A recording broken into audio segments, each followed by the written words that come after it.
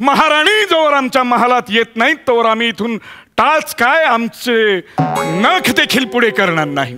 महाराज असं काय करताय महाराज? महाराज शत्रू वाड्यापर्यंत येऊन पोहोचलाय महाराज. आम्हा सगळी खबर बात आहे.